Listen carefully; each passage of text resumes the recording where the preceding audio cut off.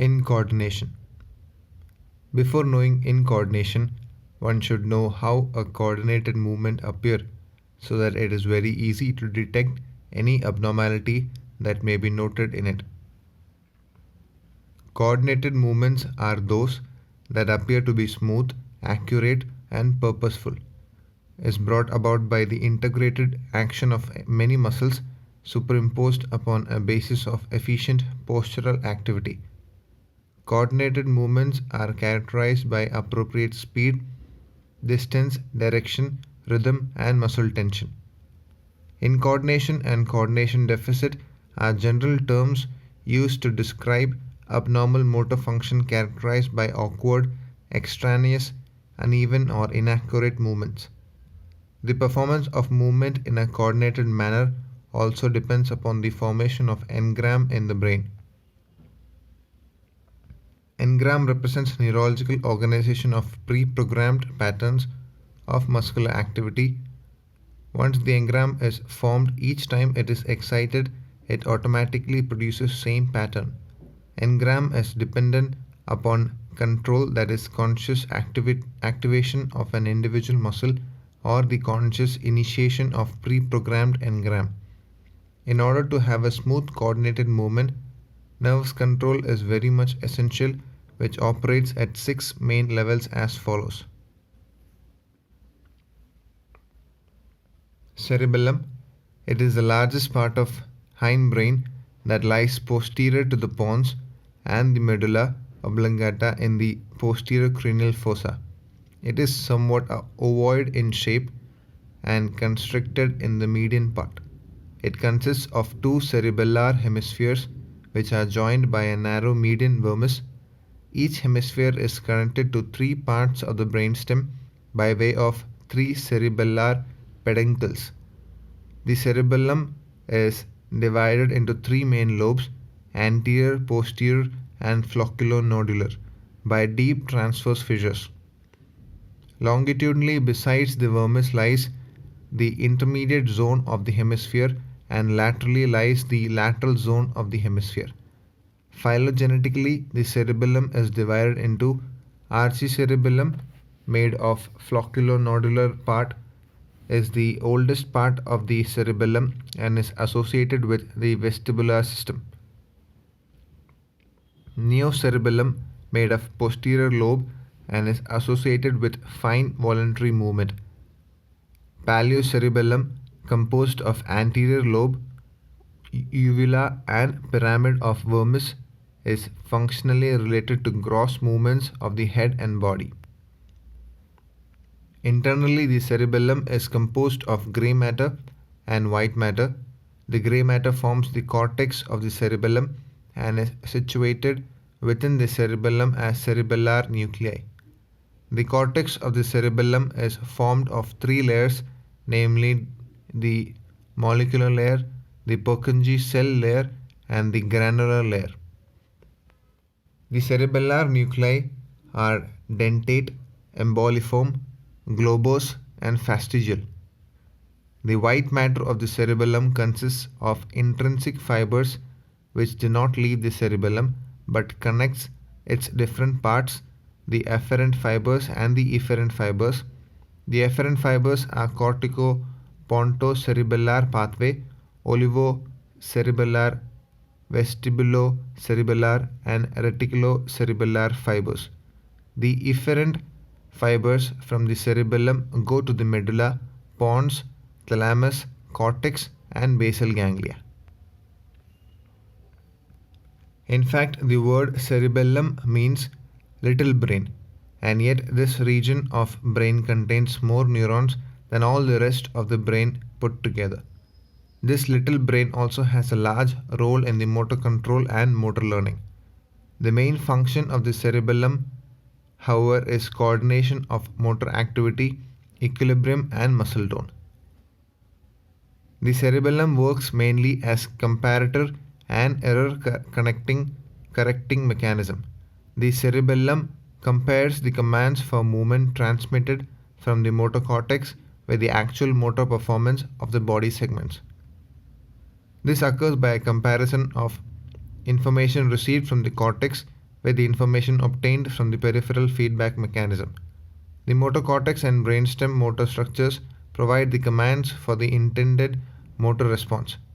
Peripheral feedback during the motor response is provided by muscle spindles, Golgi tendon organs, joint and cutaneous receptors, the vestibular apparatus, and the eyes and ears. If the input from the feedback system does not compare appropriately, that is a movement that deviates from the intended command, the cerebellum supplies a corrective influence. This is achieved by corrective signals sent to the cortex, which via motor pathway modifies or corrects the ongoing movement. This error correction is referred to as closed loop system. Stereotypical movements, gait activity, and rapid short duration movements which do not allow sufficient time for feedback to occur are controlled by an open loop system. The cerebellum also helps in planning of sequential movements. The plan of sequential movement is transmitted from the sensory and premotor areas of the cortex to the lateral zone of the cerebellar hemisphere.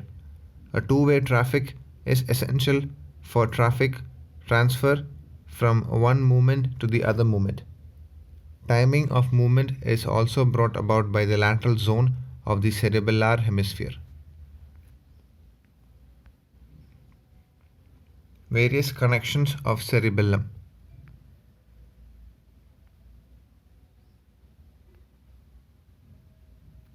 Cerebellar cortex, thalamus, red nucleus, pontine nucleus, reticular formation. Main afferents: spinocerebellar, pontocerebellar, olivocerebellar, vestibulocerebellar, reticulocerebellar. Main efferents: cerebello-rubral, cerebellothalamic, cerebellovestibular, cerebelloreticular.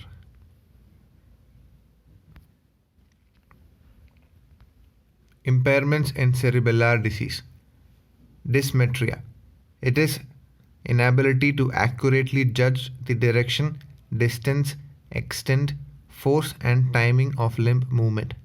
Clinically, it is manifested as past pointing whenever the patient tries to touch an object. Speed of the movement is somewhat slow, and there is irregularity during both acceleration and deceleration of movement. A lack of programmed deceleration was thought to be responsible for dysmetria.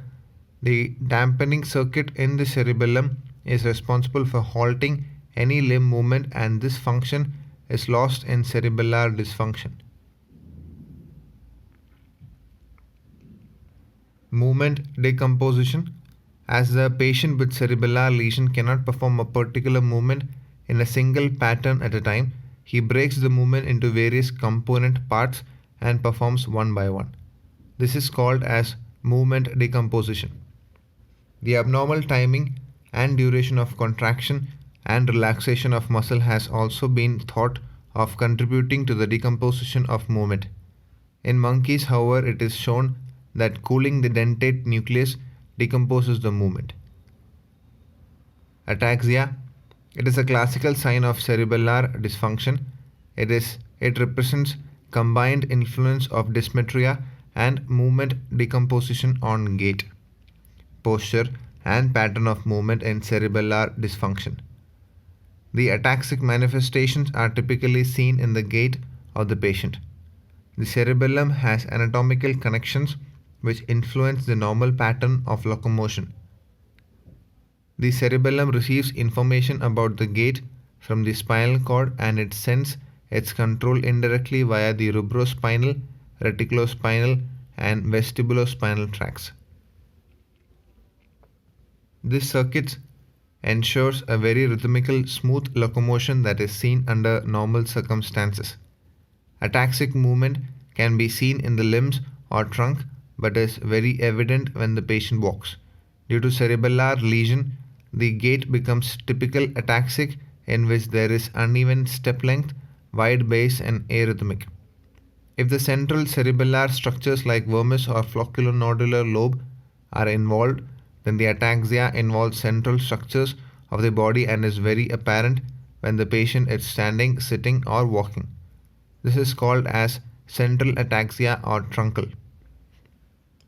Lesser degree of central ataxia can be provoked by making the patient to do tandem walking, heel-toe walking. There will be titubation of head in which the head oscillates in anterior-posterior manner. Rebound phenomenon. This occurs due to loss of cerebellar component of stretch reflex. Normally, cerebellum instantaneously adds a large amount of additional feedback support to the spinal cord stretch reflex mechanism whenever a portion of the body begins to move unexpectedly in an unwilled direction. Clinically, it can be tested by suddenly removing a resisting force from an isometrically contracting limb. In a normal person, the limb will not change position. In contrast, the limb of a person with a cerebellar lesion will move abruptly as if still opposing the resistance, thus lacking control. Hypotonicity. It refers to decrease in the normal resistance offered by the muscle to passive movement or palpation. This is due to depression of the excitatory signals from the deep nuclei of the cerebellum to the regions of the brain that excites the alpha and gamma motor neuron. When the limb is suddenly dropped, the extremity will fall rapidly without correcting itself. Hypotonicity has been noted more in acute lesions than in chronic cases. It is noted in experimental animals that in cerebellar hypotonicity there is depression of physiomotor efferent and spindle afferent activity. With passage of time, the physiomotor activity returns and the hypotonia disappears. The presence of hypotonicity more in acute lesion could be related to the above mechanisms. Pendular reflexes. The deep tendon reflexes are not lost but behaves in a pendular fashion after the initial contraction of the muscle. This is due to the lack of dampening function of the cerebellum. Hence, after initial contraction, the limb will fall by its own weight and momentarily oscillates in a pendular manner and stops after some time. Presence of hypotonicity further makes the pendular jerk more obvious. Dysdiacokinesia.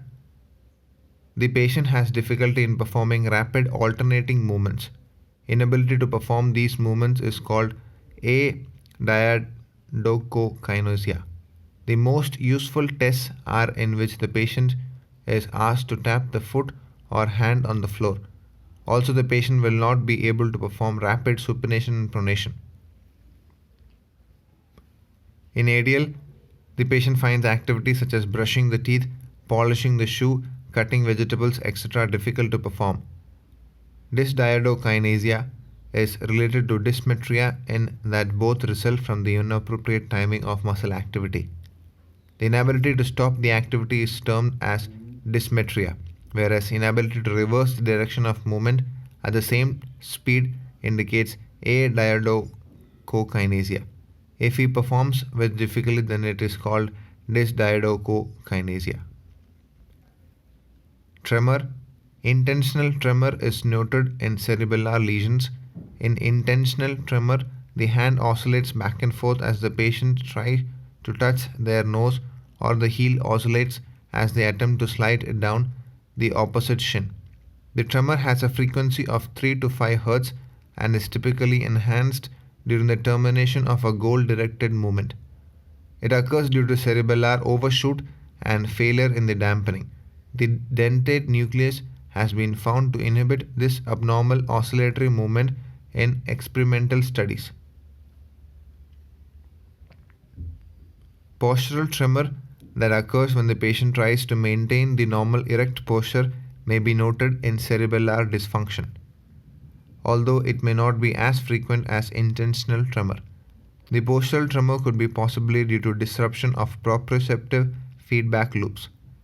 A head tremor of moderate speed 3 to 4 per second in anterior-posterior direction often accompanies midline cerebellar lesion like that of damage to the vermis. Ocular disturbances. This occurs due to the lesion of the posterior vermis and the flocculonodular lobe. Voluntary gaze is accomplished by a series of jerky movements which is called as saccadic dysmetria. On attempted fixation of vision, the eyes may overshoot the target and then oscillate through several cycles until pressure fixation is attained. Nystagmus may not be an essential feature of cerebellar lesion. The common type of nystagmus is called as gaze paretic nystagmus, in which there is inability to hold eccentric position of gaze, resulting in need to make repetitive saccades to look eccentrically. Other nystagmus that may be seen are downbeat nystagmus and rebound nystagmus. Ocular flutter may be noted in some patients, in which there is occasional burst of very rapid and to and fro flutter-like horizontal oscillation around the point of fixation. Speech disturbance. Disturbance in speech that is seen in cerebellar syndrome is termed as dysarthria. This can be of two forms, one in which there is simple, slow slurring of speech and the other in which there is scanned speech. Words are broken into individual syllables. The pronunciation is slow, accents are misplaced, and the pauses may be inappropriately short or long. The patient may also have explosive speech or staccato speech, in which the syllables may be uttered with the less or more force. The voice can become invariant in pitch and loudness, however, the grammar or word selection is not altered. Balance and equilibrium. The cerebellum is a vital structure in maintenance of the upright posture. Lesion of the cerebellum involving the vestibulocerebellum or the fastigial nucleus results in postural sway and poor equilibrium reactions, which cannot be controlled by use of visual feedback. The person with cerebellar dysfunction does not modify the reflex even with repeated presentation of the appropriate stimulus. Asthenia. Patient with cerebellar lesion can have a state of generalized weakness called as asthenia. The strength of the involved side may be reduced by about 50% in unilateral injury to the cerebellum. The mechanism is not clear. Theoretically speaking, it could be due to loss of cerebellar facilitation to the motor cortex, which in turn reduce the activity of spinal motor neurons during voluntary movement. Also, deconditioning of the nucleus due to reduced activity could be a contributory factor in chronic cases. Basal ganglia. The basal ganglia include caudate nucleus, putamen, and globus pallidus that is situated in the base of the cerebral cortex. Basal ganglia lesions, by virtue of causing symptoms like rigidity, bradykinesia, tremors, can make the movement appear incoordinated. Basal ganglia lesions also cause certain movement disorders like chorea athetosis, hemibalismus, which further make the movement incoordinated. The syndromes which are associated with clinical features of basal ganglia lesions are Parkinson's disease, Wilson's disease, Huntington's chorea. Parkinson's disease is explained in detail in chapter 5. Upper motor neuron, motor cortex. Initiation center exists in the brainstem that alerts the cerebral cortex that in turn is responsible for planning the movement pattern of movement. The major problem of the type of lesion is spasticity. The spasticity causes development of abnormal movement patterns which are not significant for functional activities. These movements appear to be incoordinated. The mode of management is to first break the abnormal pattern of movement that has set in and then go for precision of movement. For instance, in hemiplegia, the upper extremity remains in flexion and at the shoulder, elbow flexion, wrist flexion with forearm across chest. For radial like eating, it is necessary to have wrist extension, and hence the first two components, which is the shoulder and elbow flexion, are maintained, while the patient is asked to do wrist extension in the initial range, intermediate range, as well as in the end range. The hold of the therapist should never be on the spastic muscle but on the opposite muscles. Lower motor neuron. It is not a classical incoordination. Lower motor neuron lesions are seen in diseases like neuropathies, myopathies, or peripheral nerve injury. Here all other factors are normal, but the right impulses don't reach the muscle, hence there is no contraction of the muscle. Since the actual muscle don't have the power, the patient uses other muscles to perform trick movements which appear to be jerky and may be called incoordinated. Dorsal columns. The dorsal columns are necessary for mediating proprioceptive signals from the muscles and joint receptors to higher centers. Proprioceptive information is necessary to make one aware of the position of the body parts in space as well as the various movements taking place in the body segments. Hence, the dorsal column plays a very important role in coordinating movements as well as maintenance of normal posture. Lack of proprioceptive information to the cerebellum will make a person unaware of his joint position as well as movement. The various adjustments, adaptation, and judgment that is necessary for any activity is lost due to lack of proprioceptive signals. These make the movement very incoordinated.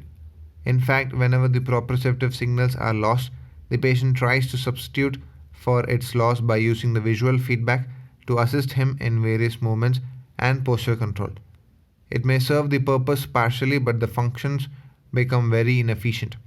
This kind of symptoms may be seen in neurosyphilis of the spinal cord, tapes dorsalis. Friedreich's ataxia. Friedreich's ataxia is an early onset type of hereditary spinocerebellar ataxia that is progressive in nature.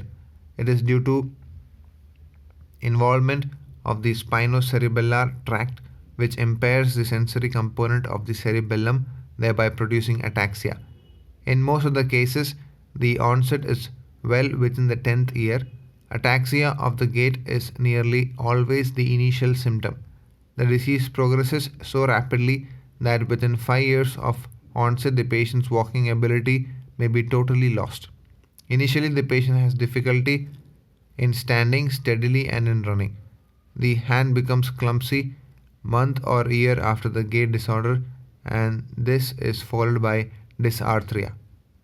The patient develops kyphoscoliosis of the spine. The foot has a typical pes cavus with hammer toes. All the tests for sensory ataxia will be positive in Friedreich's ataxia. The speech is slow, slurred, explosive, and incomprehensible. Breathing, speaking, swallowing, and laughing may be so incoordinated that the patient nearly chokes while speaking. The tendon reflexes gets abolished. Plantar response or extensor and flexor spasm may occur even with complete loss of tendon reflex, indicating that the areflexia is sensory in origin. Cardiomyopathy and respiratory disorders may be seen in the later stages. Although many clinical manifestations of tapes dorsalis and Friedreich's ataxia are similar, but they are two different types of sensory ataxia observed. The physiotherapy management is same for both these disorders. Tests for incoordination. Non-equilibrium coordination tests. Finger to nose. The shoulder is abducted to 90 degree with the elbow extended. The patient is asked to bring the tip of the index finger to the tip of the nose. Finger to therapist finger. The patient and the therapist sit opposite to each other. The therapist's index finger is held in front of the patient. The patient is asked to touch the tip of the index finger to the therapist's index finger. The position of the therapist's finger may be altered during testing to assess ability to change the distance, direction, and force of movement. Finger to finger. Both shoulders are abducted at 90 degree with elbow extended. The patient is asked to bring both their hands toward the midline and approximate the index fingers from opposing hands. Alternate nose to finger. The patient alternately touches the tip of the nose and the tip of the therapist's finger with the index finger. Pronation and supination. With elbow flexed to 90 degree and held close to body, the patient alternately turns the palm up and down. This can be done with shoulder flexed to 90 degree and elbow extended. This test helps in identifying dysdiadochokinesia. Hand or finger tapping. With the elbow flexed and forearm pronated, the patient may be asked to tap the hand or finger on the knee. Tapping foot. The patient is asked to tap the ball of one foot on the floor without raising the knee. The heel maintains contact with the floor. Alternate heel to knee, heel to toe. The patient is in supine position. The patient is asked to touch the knee and big toe alternately with the heel of the opposite extremity. Heel on shin. From supine position, the heel of one foot is slided up and down the shin of the opposite lower extremity. Drawing a circle. The patient draws an imaginary circle in the air with either upper or lower extremity. A table or floor may also be used. Equilibrium coordination tests. Standing in a normal comfortable posture. Standing with feet together, narrow base of support. Standing with one foot exactly in front of the other in tandem position. Toe of one foot touching the heel of opposite foot. Standing on one foot. Arm position may be altered in each of the above postures, that is, at arm at sides, overhead, hands on waist. Displace balance unexpectedly while carefully guarding patient. Standing and then alternate between forward trunk flexion and return to neutral. Standing with trunk laterally flexed to each side. Standing to test the ability to maintain an upright posture without visual feedback. This is referred to as negative Romberg sign. Standing in tandem position from eyes open to eyes closed, sharpened Romberg. Tandem walking. Walking by placing the heel of one foot directly in front of the toe of the opposite foot. Walking along a straight line or place feet on floor markers while walking. Walk sideways, backward, cross-stepping. March in place, stop and start abruptly while walking. Walking in a circle or alternate direction. Walk on heels or toes. Management. The management of ataxia differs based on the causative factors. Logistically speaking, ataxia can either occur due to cerebellar dysfunction or due to loss of sensory information to the cerebellum. Thus, management of cerebellar ataxia differs slightly from the ones caused due to sensory impairment. Certain principles need to be applied while treating cases of ataxia, which are as follows. Intense concentration of the patient. Active participation of the patient should be encouraged rather than making the treatment program passive. Frequent rest periods needs to be given to prevent fatigue. The training room should be quiet to avoid any distraction that can aggravate ataxia. Patient should be always relaxed and should be given a comfortable as well as properly supported position. Repetition of task or sequence of tasks is very important for recovery. The guidance given by the therapist holds a very important significance in the treatment. Factors which has a tendency to increase incoordination should be always discouraged. These factors are strong efforts, insecurity, excitement, strong emotions, pain, fatigue. Certain important goals towards which the physiotherapist can work with the patient are: regulate the limb movements accurately during activities, develop postural stability and balance, improve the tone of the muscle, functional transfers and gait. Certain factors like strong efforts, insecurity, excitement, pain and fatigue and strong emotions tend to increase incoordination. Hence, these factors should be kept to the minimum while treating patient with incoordination. While exercising patients with incoordination, one should always progress from exercises done at a lower center of gravity to exercise that is done at higher center of gravity. This consideration is necessary to prevent any chances of fear or insecurity that may interfere in rehabilitation program. Various functional activities of the patient can be achieved by giving the following exercises to the patient. Head and trunk control. Having good head and trunk control is prerequisite to sitting and standing. Most of our aerial activities are done in either of these postures, and thus they form an important background against which very significant activities are performed. Patient with poor head control can be treated prone with one or two pillows under the chest of the patient. Even a wedge can be used for this purpose. Prone on elbow is another position that can be considered to stimulate proper head control in these patients. Facilitation of neck extensors and shoulder girdle retractors can be achieved by using techniques like brisk stroking, quick stretch, or vibration given directly on the muscle bulk. In sitting position, one can even use technique of joint approximation or rhythmic stabilization in order to bring about the contraction of the neck muscles that in turn can stabilize the neck. Biofeedback can also be tried out to facilitate contraction of postural muscles of the neck and trunk. Good trunk control can be achieved by giving activities like prone on elbow, prone on hand, on all fours, bridging, trunk rotations, etc. Putting the patient prone on vestibular ball also helps in developing control of the trunk extensors. Side sitting by taking weight alternately on both the hands also stimulates trunk stabilization. Getting up from lying to sitting position. Generally, it is noted that an ataxic patient has a tendency to log roll rather than to perform segmental rolling. This tendency should be inhibited, and the patient should be encouraged to perform segmental rolling. Once the patient is able to efficiently go into the side lying position, he is taught asymmetrical push-up with the upper limb and then trained to lower legs from the bed onto the floor so that he can assume the position of sitting at the edge of the cot. Sitting balance. Once the patient achieves good head and trunk control, the therapist should progress to incorporate activities that will put demand on the patient's static and dynamic balance in sitting.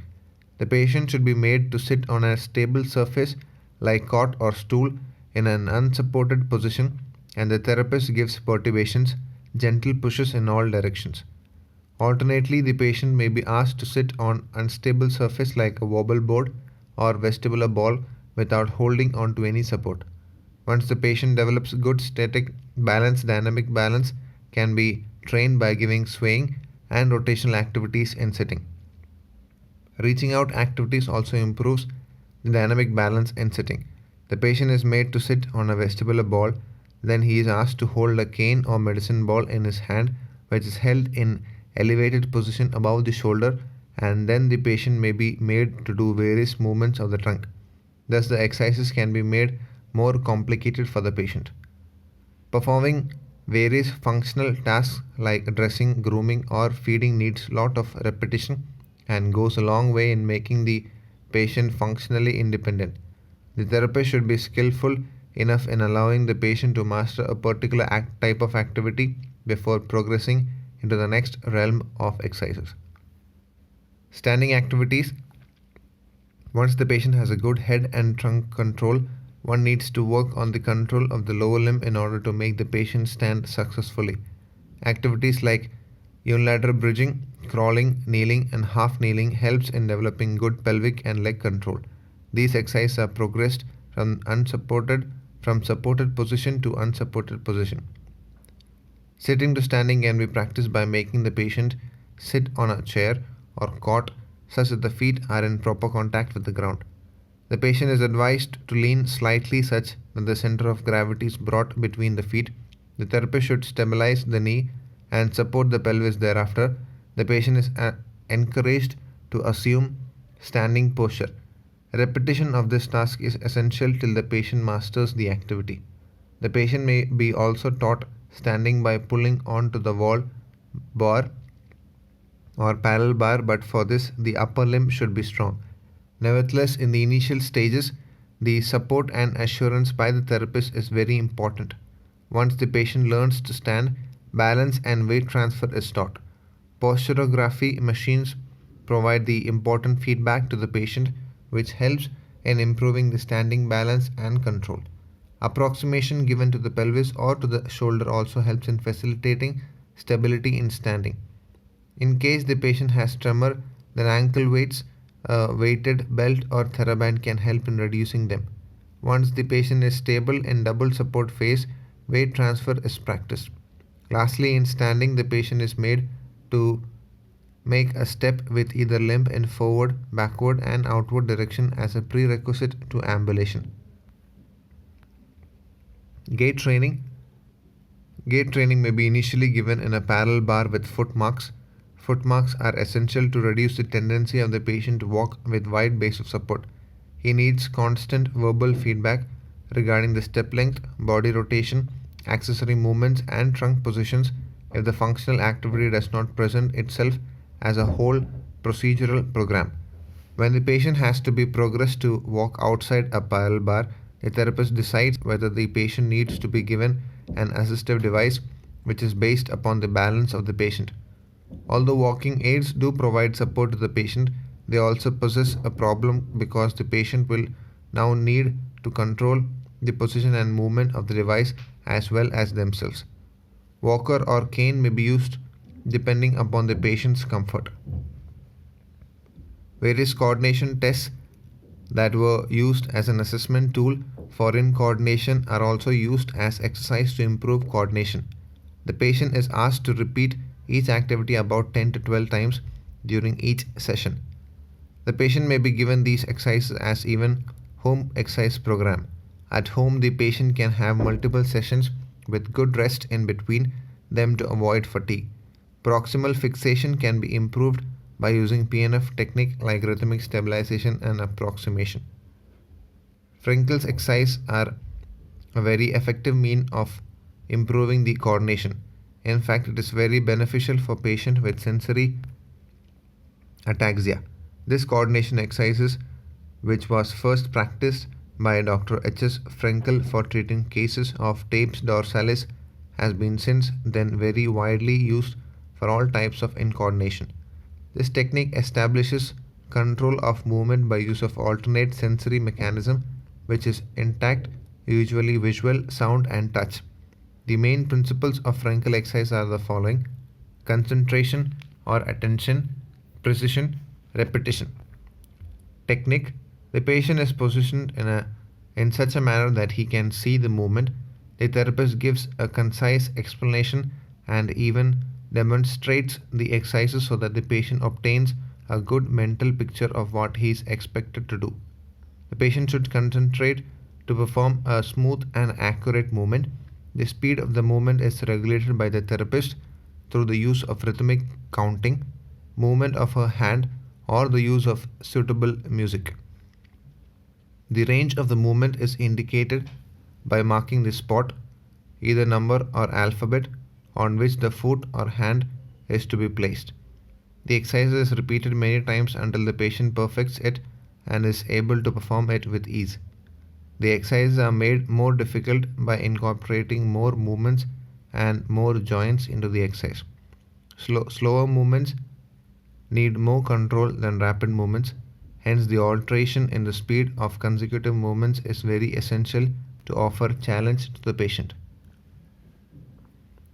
Some types of Frenkel exercises: exercise for the legs in lying. Flex and extend one leg by the heel sliding down a straight line on the table. Abduct and adduct hip smoothly with knee bent and heel on the table. Abduct and adduct leg with knee and hip extended by sliding the whole leg on the table. Flex and extend hip and knee with heel off the table. Flex and extend both the legs together with the heel sliding on the table. Flex one leg while extending the other. Footmarks to train gait in incoordination. Flex and extend one leg while taking the other leg into abduction and adduction. Whether the patient slides the heels or lifts it off the bed, he has to touch it to the marks indicated by the patient on the plinth. The patient may also be told to place the heel of one leg on various points of the opposite leg under the guidance of the therapist. Exercises for the legs in sitting. One leg is stretched to slide the heel to a position indicated by a mark on the floor. The alternate leg is lifted to place the heel on the marked point. From straight sitting posture, patient is asked to stand and then sit, rise and sit with knees together. Exercises for the legs in standing. In straight standing, weight is transferred from one foot to the other. Place foot forward and backward on a straight line. Walk along a winding strip. Walk between two parallel lines. Walk sideways by placing feet on marked point. Walk and turn around. Walk and change direction to avoid obstacles. Similar exercises can be devised for the upper limb, wherein the patient may be directed to place the hand on various points marked on the table or wallboard to improve coordination of all the movements in the upper limb. Certain diversional activities such as building with toy bricks or drawing on a blackboard, buttoning, combing, writing, typing are some of the activities that also improves the coordination. Subscribe for more.